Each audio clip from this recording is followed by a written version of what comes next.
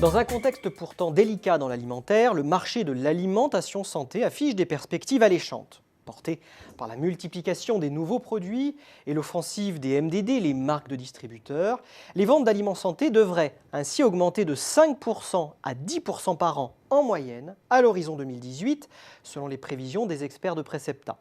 Cette vitalité d'ensemble masque pourtant des disparités selon les segments. Jugez plutôt. D'un côté, les ventes d'aliments bio et celles des produits d'épicerie sans gluten affichent des perspectives de croissance impressionnantes.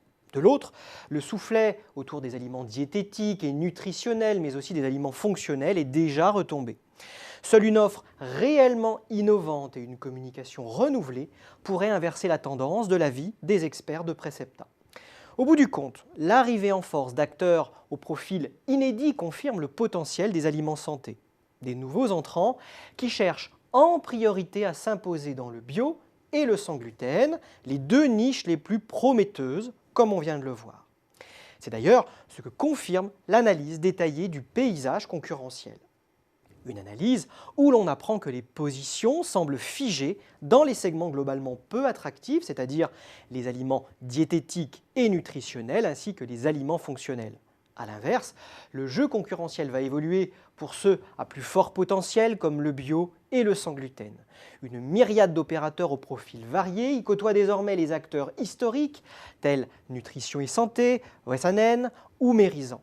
Je pense notamment aux généralistes tels que Fleury-Michon, Andros ou Barilla, mais aussi aux géants de l'agroalimentaire comme Danone, Lactalis ou Nestlé. Des concurrents dotés de moyens financiers conséquents.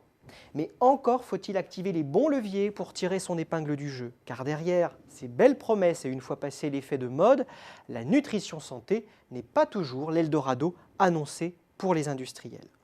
Dès lors, quelles sont les stratégies gagnantes pour s'imposer ?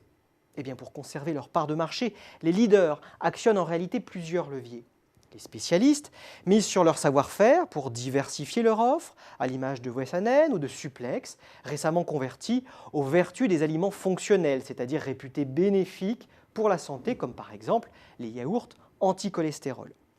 Parmi les autres initiatives identifiées et analysées par les experts de Precepta, l'innovation produit semble la plus prometteuse. C'est un bon moyen pour ériger des barrières à l'entrée, à l'image de Barilla, le précurseur des pâtes sans gluten, qui a vu la demande s'envoler de 120% en un an.